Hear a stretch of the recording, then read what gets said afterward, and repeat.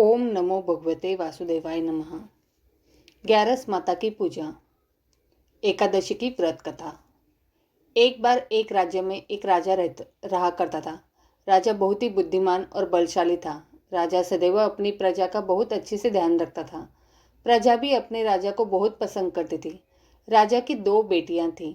राजा अपनी दोनों बेटियों से बहुत प्रेम करता था। राजा की छोटी बेटी देखने में बहुत सुंदर और आकर्षक थी और राजा की बड़ी बेटी छोटी बेटी के मुकाबले थोड़ा कम सुंदर थी। राजा की छोटी बेटी ग्यारस माता की पूजा किया करती थी और सभी लोग राजा की छोटी बेटी से बहुत प्रेम करते थे और बहुत प्रशंसा किया करते थे। राजा भी अपनी छोटी बेटी को बड़ी बेटी से अधिक प्रेम करता था, जिस कारण राजा की बड़ी बेटी को अपनी छोटी बहन से बहुत नफरत होने लगी थी।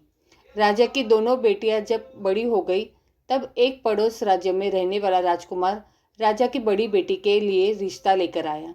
लेकिन जैसे ही उस राजकुमार की नज़र राजा की छोटी बेटी पर पड़ी तो वह राजकुमार राजा की छोटी बेटी पर आकर्षण हो गया और उससे पहली नज़र में प्रेम कर बैठा।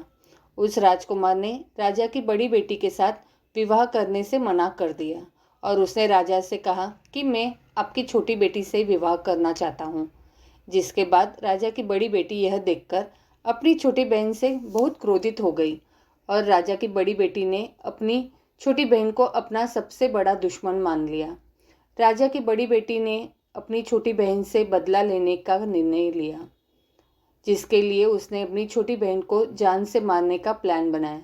राजा की बड़ी बेटी ने अपनी छोटी बहन को मारने के लिए सबसे पहले एक लड्डू में जहर मिलाकर अपनी छोटी बहन को दे दिया और उसको लड्डू खाने के लिए कहा। लेकिन लड्डू खाने के बाद भी छोटी बहन को कुछ नहीं हुआ। बड़ी बहन यह देखकर बहुत आश्चर्यचकित हो गई, लेकिन बड़ी बहन ने हार नहीं मानी और उसने जब रात में छोटी बहन अपने कमरे में से सो रही थी तब एक मटके में सांप रखकर उसे कमरे में छोड़ दिया। लेकिन सांप भी छोटी बहन का कुछ नहीं कर पाया। जिसके बाद बड़ी बहन ने अपनी छोटी बहन से कहा कि चलो हम लोग कुएं में से पानी भरकर लाते हैं, जिसके लिए वह अपनी छोटी बहन को पानी भरने के बहाने कुएं के पास ले गई और उसने अपनी छोटी बहन को कुएं में धक्का दे दिया। लेकिन छोटी बहन को तब भी कुछ नहीं हुआ, क्योंकि हर बार ग्यारस माता उसकी रक्षा कर रही थी और उधर बड़ी बहन अपने सारे प्रयासों के बाद असफल हो रही थी, जिससे वह बहुत क्रोधित होती जा रही थी। फिर उसने अपनी छोटी बहन के पास जाकर उससे खुद ही पूछा कि मेरी छोटी बहन, तुमको पता है भगवान ने सबकी मृत्यु एक निश्चित समय पर लिखी हुई है और कैसे तुम्हारी मृत्यु होगी, क्या यह तुम जानती हो? तब छोटी बहन ने अपनी बड़ी बहन को बताया कि हाँ, मैं तो जानती हूँ मेरी मृत्यु कैसे होगी। छोटी बहन से यह सुनकर बड़ी बहन मन ही मन बहुत प्रसन्न होने लगी और उसने अपनी छोटी बहन से कहा कि तो मुझे अपनी मृत्यु का राज बताओ। छोटी बहन ने अपनी बड़ी बहन से कहा कि मेरी मृत्यु एक तोते में है, जो तोते के गले में एक हार है, उससे मेरी मृत्यु होगी। जब तक कोई भी व्यक्ति तोते को मार कर वह हार अपने गले में पहनेगा नहीं तो मैं मूर्छित हो जाऊंगी और जैसे ही उस हार को अपने गले से उतारेगा तो मैं वापस से जीवित हो जाऊंगी। अपनी छोटी बहन की मृत्यु का राज जानकर बड़ी बहन बहुत ही खुश हो गई और उसने अपनी छोटी बहन को मारने के लिए उसके पालतू तोते को ढूंढना शुरू कर दिया और छोटी बहन को इस बात का आभास हो गया था कि कोई उसकी जान लेना चाहता था, जिसके लिए वह अपने पिताजी के पास गई और उसने अपने पिताजी से कहा कि पिताजी, मेरी मृत्यु के बाद आप मुझे जलाइएगा मत, बल्कि आप मुझे अपनी पुरानी वाली हवेली में एक पलंग में लेटाकर छोड़ दीजिएगा। अपनी छोटी लड़की की यह बात सुनकर राजा बहुत आश्चर्यचकित हो गए। राजा ने अपनी छोटी बेटी से पूछा, बेटी तुम ये क्या कह रही हो? तब राजा की छोटी बेटी ने बताया, पिताजी, समय किसी के लिए नहीं रुका है, कब क्या होगा किसी को कुछ पता नहीं है। और फिर राजा ने अपनी छोटी बेटी से कहा कि तुम ऐसी बातें क्यों कर रही हो? 2-3 दिन में तो तुम्हारा विवाह है। लेकिन छोटी बेटी ने अपने पिताजी को ऐसा करने पर मजबूर कर दिया और उनसे वचन ले लिया। राजा ने भी अपनी छोटी बेटी की बात स्वीकार कर ली और 2-3 दिनों के बाद जब शादी का समय आया तब राजकुमार बारात लेकर राजा के घर आया और राजकुमार और राजा की छोटी बेटी का विवाह शुरू हो गया। जैसे ही राजा की छोटी बेटी राजकुमार के साथ फेरे लेना शुरू करती है तो उसकी बड़ी बहन अपनी छोटी बहन के कमरे में जाकर उसके तोते को पकड़ लेती है और उसको जान से मार देती है। तोते की गले में जो हार था उसको अपने गले में धारण कर लेती है। जैसे ही बड़ी बहन उस हार को अपने गले में धारण करती है तो उधर छोटी बहन 3.5 ही फेरे में ले पाती है और वहीं पर बेहोश होकर गिर जाती है। जिसके बाद राजा ने बड़े बड़े दर्द हकीमों को बुलवाया और अपनी छोटी बेटी का इलाज करने के लिए कहा। राजा की बात सुनकर वैद्य ने छोटी बेटी को जब चेक किया तो राजा को बताया कि आपकी छोटी बेटी ना तो जीवित है और ना ही मरी हुई है। यह मैं ऐसा पहली बार देख रहा हूँ। राजा ने वैद्य और हकीम को यह बात बाहर बताने से मना कर दिया और उनको कहा कि अगर तुमने यह बात किसी को बाहर बताई तो हम तुम्हें फांसी दे देंगे। राजा ने अपनी छोटी बेटी को पुराने महल में जाकर एक पलंग में लेटा दिया और वहाँ पर कुछ सैनिक को तैनात कर दिया। वापस अपने महल पर आ गया। राजा की बड़ी बेटी अपने पिताजी के पास आया और कहने लगी कि पिताजी, अगर यह शादी संपन्न नहीं हुई तो आपकी इज्जत का क्या होगा? आप कहे तो मैं आपकी इज्जत बचाने के लिए राजकुमार से शादी करने के लिए तैयार हूँ। जिसके बाद राजा ने अपनी बड़ी बेटी की बात मान ली और राजा ने बड़ी बेटी को छोटी बेटी के कपड़े पहनाकर मंडप पर भेज दिया। लेकिन राजकुमार यह जान गया कि यह राजा की छोटी बेटी नहीं है, बल्कि यह राजा की बड़ी बेटी है। लेकिन जब राजकुमार ने शादी करने से मना किया तो सभी लोगों ने राजकुमार को विवश करके राजा की बड़ी बेटी से बचे हुए फेरों को संपन्न करा दिया और विवाह करवा दिया। जिसके बाद राजकुमार राजा की बड़ी बेटी को अपने महल ले गया। राजकुमार राजा की बड़ी बेटी से ना तो बात करता था, न ही उसको पसंद करता था और ना ही उसके आसपास भटकता था। और राजकुमार ने यह फैसला लिया था कि वह अपनी प्रेमिका को ढूंढकर रहेगा, यह जान कर रहेगा कि उसके साथ हुआ क्या है। एक दिन राजकुमार अपने घोड़े पर सवार होकर राजा के पुराने महल के पास पहुंच गया, जहां पर उसने कुछ सैनिकों को देखा। महल के पास पहुंचकर राजकुमार ने जब महल को ध्यान से देखा तो वह समझ गया कि यह तो हमारे ससुर जी का ही महल है। तब राजकुमार ने सैनिकों से पूछा, तुम लोग यहाँ पर क्या कर रहे हो और इस महल के अंदर उस पलंग में कौन लेटा है? जिसके बाद सैनिकों ने बताया कि यहाँ पर राजा की छोटी बेटी लेटी है। यह सुनकर राजकुमार बहुत प्रसन्न हो गया और वह तुरंत अपनी प्रेमिका के पास पहुँच गया और उसकी सेवा करने लगा। जैसे ही रात हुई तो राजा की छोटी बेटी उठकर खड़ी हो गई। राजकुमार यह देखकर बहुत खुश हो गया और उसने अपनी प्रेमिका से पूछा कि तुम यहाँ क्या कर रही हो? तुम मेरे साथ घर चलो। राजा की छोटी बेटी ने राजकुमार को सारी बात बता दी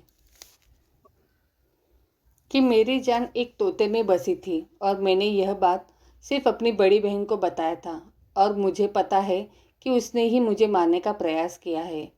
उसके पास एक हार है जिसको वह सुबह पहन लेती है और रात को उतार देती है।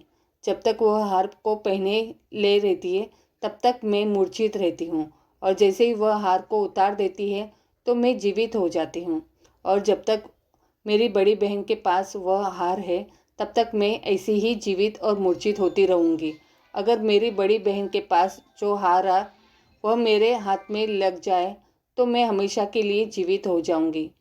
राजकुमार में यह बात सुनकर राजा की छोटी बेटी के पास रहने का निर्णय ले लिया और उसने अपने बचे हुए सारे फेरे उस पलंग में लेटी राजकुमारी की छोटी बेटी के साथ ले लिए और अपना विवाह पूर्ण किया और वहीं पर ही रहने लगा।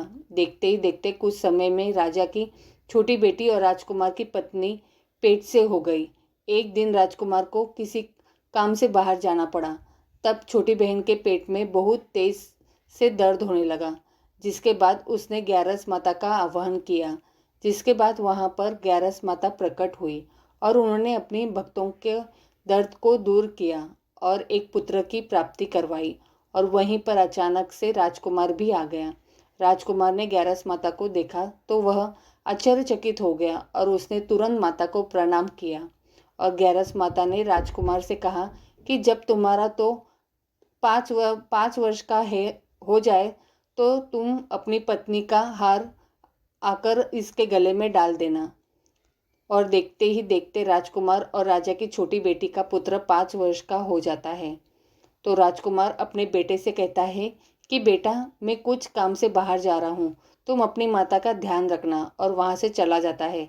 राजा को बाहर निकलता देख बड़ी बहन के सैनिक देख लेते हैं और बड़ी बहन को जाकर सारी बातें बता देते हैं, जिसके बाद बड़ी बहन अपनी छोटी बहन के पुत्र को वहाँ से उठवा लेती है और उसको मरवा देती है। छोटी बेटी के पुत्र के 2 टुकड़े करवा देती है। पहला टुकड़ा चक्की के पास छुपा देती है और दूसरा टुकड़ा अपनी पलंग के नीचे रख लेती है। अब ग्यारस माता भिखारी का रूप लेकर आते हैं। एक भिखारी का रूप रखकर बड़ी बहन के पास चली जाती है, जिसके बाद वहाँ पर भिक्षा मांगने लगती है। बड़ी बहन अपने नौकरों से कहती है कि जाकर भिक्षा दे दो, लेकिन जैसे ही नौकर ग्यारस माता को भिक्षा देने के लिए आते हैं तो माता उन्हें मना कर देती है और कहती है कि मैं तुम्हारी महारानी से ही भिक्षा लूँगी। जिसके बाद बड़ी बहन स्वयं ही भिक्षा देने के लिए माता के पास आती है।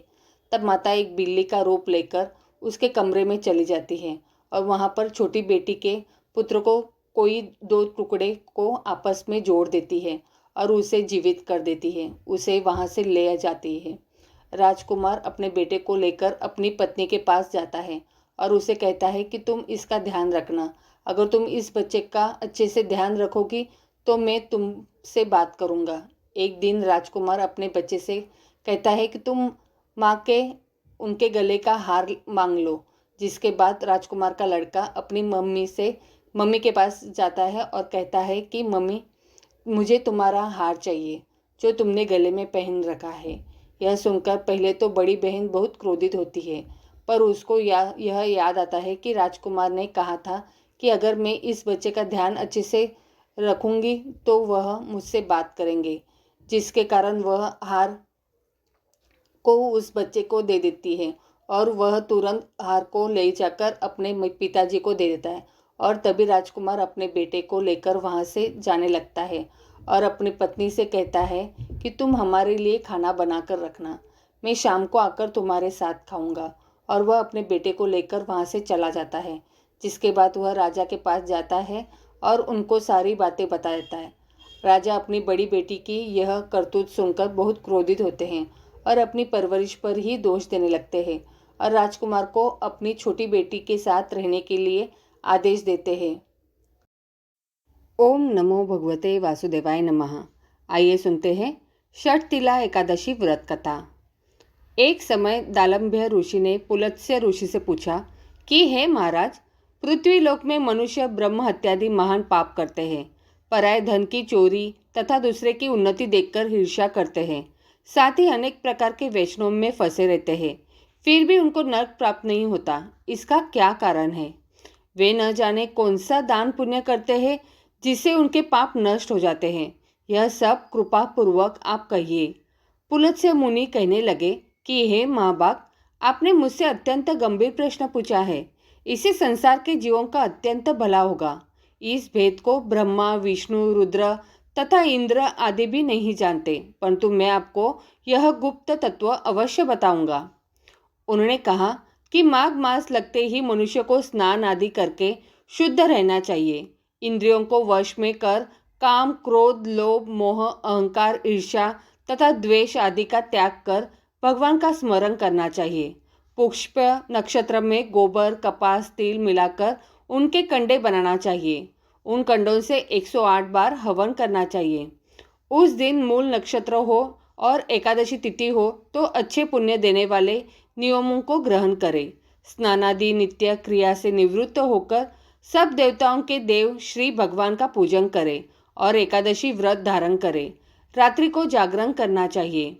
उसके दूसरे दिन धूप, दीप, नैवेद्य आदि से भगवान का पूजन करके खिचड़ी का भोग लगाए। तत्पश्चात पेठा, नारियल, सीताफल या सुपारी का अर्घ्य देकर स्तुति करनी चाहिए। हे भगवान, आप दिनों को शरण देने वाले हैं। इस संसार में सागर में फंसे हुओं का उद्धार करने वाले हैं। हे पुंडरीकाश, हे विश्वभावन, हे सुब्रह्मण्यम, हे पूर्वज, हे जगतपते, आप लक्ष्मी जी सहित इस तुच्छ अर्घ्य को ग्रहण करें। इसके पश्चात जल से भरा हुआ कुंभ ब्राह्मण को दान करें तथा ब्राह्मण को श्यामा गौ और तिल पात्र देनी भी उत्तम है। तिल स्नान और भोजन दोनों ही श्रेष्ठ है। इस प्रकार जो मनुष्य जितने तिलों का दान करता है उतने ही 1000 वर्ष स्वर्ग में वास करता है। एक, तिल स्नान, तिल का उपटन, तिल का हवन, तिल का तर्पण, तिल का भोजन और तिलों का दान, ये तिल के 6 प्रकार हैं। इनके प्रयोग के कारण यह षटतिला एकादशी कहलाती है। इस व्रत के करने से अनेक प्रकार के पाप नष्ट हो जाते हैं। इतना कहकर पुलत्य से ऋषि कहने लगे कि अब मैं तुमसे इस एकादशी की कथा कहता हूँ। एक समय नारद जी ने भगवान श्री विष्णु से यही प्रश्न किया था और भगवान ने जो षटतिला एकादशी का महात्म्य नारद जी से कहा सो मैं तुमसे कहता हूँ। भगवान ने नारद जी से कहा कि हे नारद, मैं तुमसे सत्य घटना कहता हूँ, ध्यानपूर्वक सुनो। प्राचीन काल में मृत्युलोक में एक ब्राह्मणी रहती थी। वह सदैव व्रत किया करती थी। एक समय वह 1 मास तक व्रत करती रही। इससे उसका शरीर अत्यंत दुर्बल हो गया। यद्यपि वह अत्यंत बुद्धिमान थी, तथापि उसने कभी देवताओं या ब्राह्मणों के निमित्त अन्न या धन का दान नहीं किया। इससे मैंने सोचा कि ब्राह्मणी ने व्रत आदि से अपना शरीर शुद्ध कर लिया है, अब इसे विष्णु लोक में तो मिल ही जाएगा, परंतु इसने कभी अन्न का दान नहीं किया, इससे इसकी तृप्ति होनी कठिन है। भगवान ने आगे कहा, ऐसा सोचकर मैं भिखारी के वेश में मृत्युलोक में उस ब्राह्मणी के पास गया और उससे भिक्षा मांगी। वह ब्राह्मणी बोली, महाराज किस लिए आए हो? मैंने कहा, मुझे भिक्षा चाहिए। इस पर उसने एक मिट्टी का ढेला मेरे भिक्षा पात्र में डाल दिया। मैं उसे लेकर स्वर्ग में लौट आया। कुछ समय बाद ब्राह्मणी भी शरीर त्याग कर स्वर्ग में आ गई। उस ब्राह्मणी को मिट्टी का दान करने से स्वर्ग में सुंदर महल मिला, परंतु उसने अपने घर को अन्नादि सब सामग्रियों से शून्य पाया। घबराकर वह मेरे पास आई और कहने लगी कि भगवान, मैंने अनेक व्रत आदि से आपकी पूजा की, परंतु फिर भी मेरा घर अनादि सब वस्तुओं से शून्य है। इसका क्या कारण है? इस पर मैंने कहा, पहले तुम अपने घर जाओ, देव स्त्रियां आएंगी तुम्हें देखने के लिए।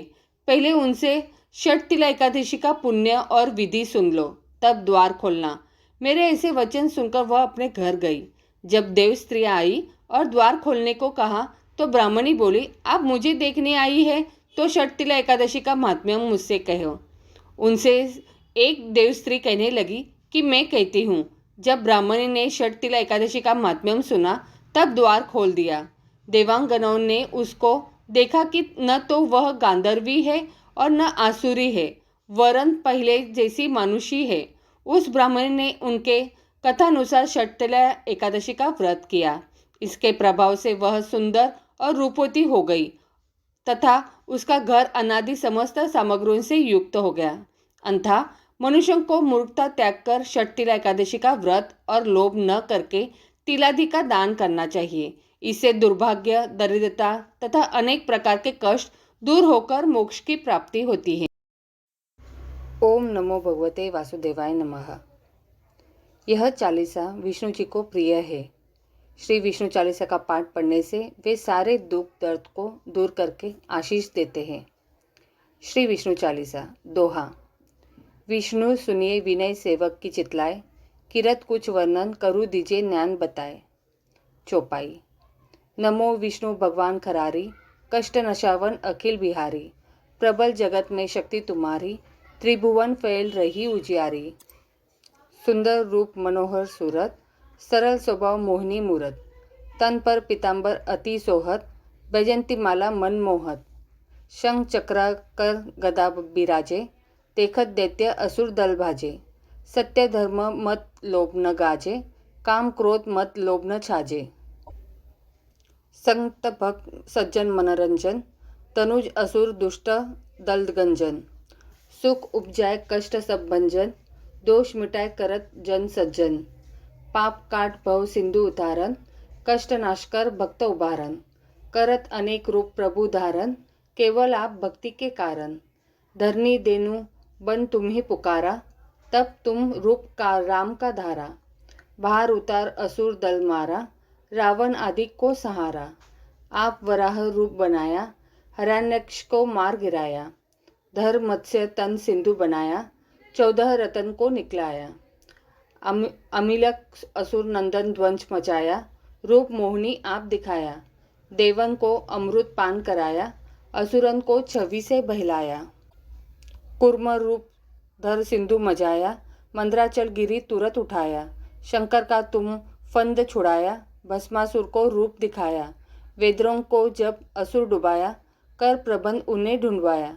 मोहित बनकर खली नचाया, उसी कर से भस्म कराया। असुर जलधर अति बदलाई, शंकर से उन किन्ह लड़ाई। हार पार शिव सकल बनाई, किन सती से छल खल जाई। सुमिरन किन तुम्हें शिवरानी, बतलाई सब विपत कहानी। तब तुम बने मुनीश्वर नैनी, वृंदा की सब सुरती भुलानी।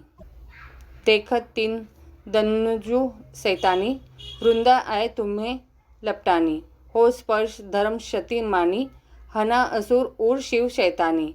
तुमने ध्रुव प्रहलाद उबारे, हिरणाकुश अधिक खल मारे। गणिका और अजामिल तारे, बहुत भक्त भव सिंधु उतारे। हरू सकल संताप हमारे, कृपा करू हरि सिरजन हरे। देखूं मैं निज दर्श तुम्हारे, दीन बंधु भक्तन हितकारे। चहत आपका सेवक दर्शन, करूँ दया अपनी मधुसूदन। जानू नहीं योग्य जब पूजन, होय यज्ञ स्तुति अनुमोदन। शील दया संतोष सुलक्षण, विदित नहीं व्रत बोध विलक्षण। करूँ आपका किस विधि पूजन, कुमति विलोक होत दुख भीषण। करूँ प्रणाम कौन विधि सुमिरन, कौन भांति में करूँ समर्पण। सूर मुनि करत सदा सेवकाई, हर्षित रहत परम गति पाई। दीन दुखित पर सदा सहाई, निज जन लावे अपनाई। पाप दोष संताप नशाओ, भव बंधन से मुक्त कराओ। सुख संपत्ति दे सुख उपजाओ, निज चरणजन का दास बनाओ। निगम सदा ये विनय सुनावे, पढ़े सुने जो जन सुख पावे। इति श्री चालीसा संपूर्णम। ओम नमो भगवते वासुदेवाय नमः। तुलसी माता से जुड़ी एक बहुत प्रचलित कथा। श्रीमद् देवी भागवत पुराण में इनके अवतरण की दिव्य लीला कथा भी बनाई गई है। एक बार शिव ने अपने तेज को समुद्र में फेंक दिया था। उससे एक महा तेजस्वी बालक ने जन्म लिया। यह बालक आगे चलकर जालंधर के नाम से पराक्रमी दैत्य राजा बना। इसकी राजधानी का नाम जालंधर नगरी था। दैत्यराज कालनेमी की कन्या वृंदा का विवाह जालंधर से हुआ। जालंधर महाराक्षस था। अपनी सत्ता के मद में चूर उसने माता लक्ष्मी को पाने की कामना से युद्ध किया, परंतु समुद्र से ही उत्पन्न होने के कारण माता लक्ष्मी ने उसे अपने भाई के रूप में स्वीकार किया। वहां से पराजित होकर वह देवी पार्वती को पाने की लालसा से कैलाश पर्वत पर गया। भगवान देवादिदेव शिव का ही रूप धरकर माता पार्वती के समीप गया, परंतु माँ ने अपने योग बल से उसे तुरंत पहचान लिया तथा वहां से अंतर्ध्यान हो गई। देवी पार्वती ने क्रुद्ध होकर सारा वृत्तांत भगवान विष्णु को सुनाया। जालंधर की पत्नी वृंदा अत्यंत पतिव्रता स्त्री थी। उसी के पतिव्रत धर्म की शक्ति से जालंधर न तो मारा जाता था और न ही पराजित होता था। इसीलिए जालंधर का नाश करने के लिए वृंदा के पतिव्रत धर्म को भंग करना बहुत जरूरी था। इसी कारण भगवान विष्णु ऋषि का वेश धारण कर वन में जा पहुंचे, जहां वृंदा अकेली भ्रमण कर रही थी। भगवान के साथ दो मायावी राक्षस भी थे, जिन्हें देखकर वृंदा भयभीत हो गई। ऋषि ने वृंदा के सामने पल में दोनों को भस्म कर दिया। उनकी शक्ति देखकर वृंदा ने कैलाश पर्वत पर महादेव के साथ युद्ध कर रहे अपने पति जालंधर के बारे में पूछा। ऋषि ने अपना माया जाल से दो वानर प्रकट किए। एक वानर के हाथ में जालंधर का सिर था तथा दूसरे के हाथ में धड़। अपने पति के यह दशा देखकर वृंदा मूर्छित होकर गिर पड़ी। होश में आने पर उन्होंने ऋषि रूपी भगवान से विनती की वह उसके पति को जीवित करे। भगवान ने अपनी माया से पुनः जालंधर का सिर धड़ से जोड़ दिया, परंतु स्वयं भी वह उस शरीर में प्रवेश कर गए। वृंदा को इस छल का जरा आभास न हुआ। जालंधर बने भगवान के साथ वृंदा पतिव्रता का व्यवहार करने लगी, जिससे उसका सतीत्व भंग हो गया। ऐसा होते ही वृंदा का पति जालंधर युद्ध में हार गया। इस सारी लीला का जब वृंदा को पता चला तो उसने क्रोध होकर भगवान विष्णु को शिला होने का श्राप दे दिया तथा स्वयं सती हो गई। जहाँ वृंदा भस्म हुई वहाँ तुलसी का पौधा उगा। भगवान विष्णु ने वृंदा से कहा, हे वृंदा, तुम अपने सतीत्व के कारण मुझे लक्ष्मी से भी अधिक प्रिय हो गई हो। अब तुम तुलसी के रूप में सदा मेरे साथ रहोगी। जो मनुष्य भी मेरे शालिग्राम रूप के साथ तुलसी का विवाह करेगा उसे इसी लोक और परलोक में विपुल यश प्राप्त होगा। जिस घर में तुलसी होती है वहाँ यम के दूत भी असमय नहीं जा सकते। गंगा व नर्मदा के जल में स्नान तथा तुलसी का पूजन बराबर माना जाता है। चाहे मनुष्य कितना भी पापी क्यों न हो, मृत्यु के समय जिसके प्राण मंजरी रहित तुलसी और गंगा जल मुख में रखकर निकल जाते हैं वह पापों से मुक्त होकर वैकुंठ धाम को प्राप्त होता है। जो मनुष्य तुलसी व आंवलों की छाया में अपने पितरों का श्राद्ध करते हैं उसके पितर मोक्ष को प्राप्त हो जाते हैं। उसी दैत्य जलंधर की यह भूमि जलंधर नाम से विख्यात है। सती वृंदा का मंदिर मोहल्ला कोट किशनचंद में स्थित है। कहते हैं इस स्थान पर एक प्राचीन गुफा थी जो सिद्धि हरिद्वार तक जाती थी। सच्चे मन से 40 दिन तक सती वृंदा की देवी के मंदिर में पूजा करने से सभी मनोरथ पूर्ण होते हैं। बोलो तुलसी माता की जय। ओम नमो भगवते वासुदेवाय नमः। तुलसी माता चालीसा। जय जय तुलसी भगवती सत्यवती सुखदानी। नमो नमो हरि प्रियसी श्री वृंदा गुणखानी। श्री हरि शीश बिरजिनी देहु अमर वरंब। जनहित हे वृंदावनी अब न करहु विलंब। चौपाई। धन्य धन्य श्री तुलसी माता, महिमा अगम सदा श्रुति गाता। हरि के प्राणों से तुम प्यारी, हरि ही हेतु किन्हो ताप भारी। जब प्रसन्न है दर्शन दिन्हो, तब कर जोरी विनय उस किन्हो। हे भगवत कंत मम हो, दिन जानी जनी छाड़ाऊ छो।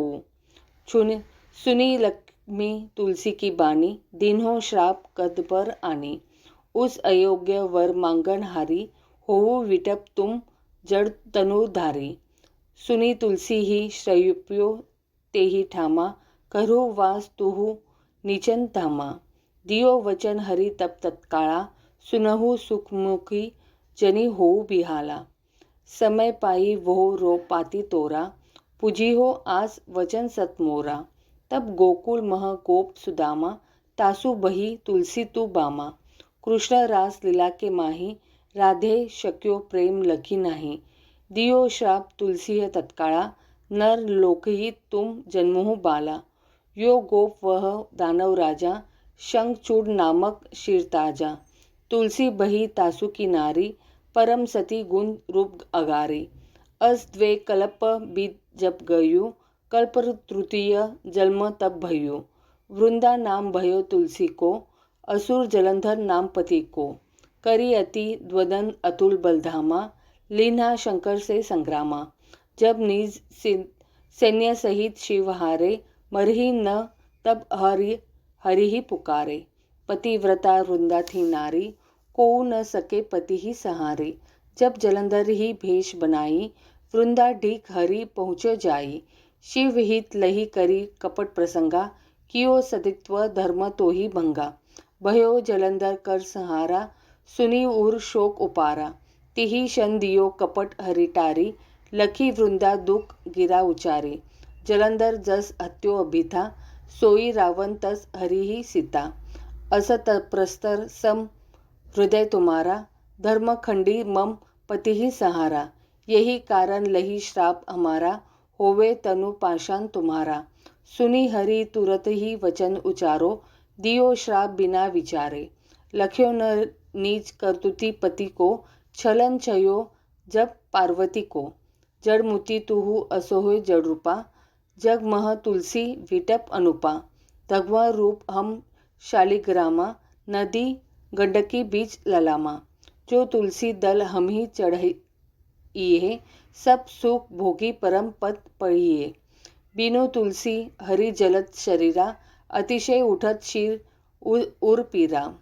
जो तुलसी दल हरि शीर धारत, सौ सहस्त्र घट अमृत डारत। तुलसी हरि मन रंजनी हारी, रोग दोष दूर भंजनी हारी। प्रेम सहित हरि भजन निरंतर, तुलसी राधा में नाही अंतर। व्यंजन हो छपनु प्रकारा, बिनु तुलसी दल न हरि प्यारा। सकल तीर्थ तुलसी तरु छाई, लहत मुक्ती जन संशय नाही। कवि सुंदर एक हरि गुण गावत, तुलसी ही निकट सहस गुण पावत।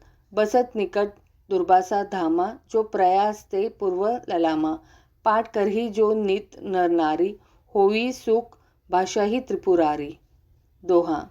तुलसी चालीसा पढ़ी तुलसी तरु ग्रहदारी, दीपदान करी पुत्र फल पावी बंधु नारी।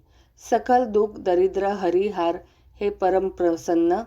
आशी धम जन न लड़ही, ग्रह बसही पूर्ण अन्न।